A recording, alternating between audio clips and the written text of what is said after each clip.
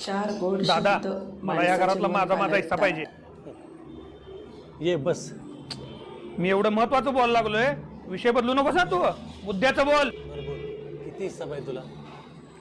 पप्पाने जेवढा हिस्सा ठेवलाय ना माझ्या वाटणीचा, तेवढा सगळा पाहिजे मला. राजू तू आधी शांत हो. ये इथं बस ये. अरे तुझ्या वाटणीचाच काय, सगळ्याचा सगळा हिस्सा तुला देतो. सगळा हिस्सा मला. खरं बोलायला लागलायस का? अरे तू असताना मला हिश्श्याची काय गरज आहे? ही जमीन, गाडी, बंगला ह्याच्या किमतीपेक्षा मला तू महत्वाचा आहे. अरे तू लहान आहेस माझ्यापेक्षा.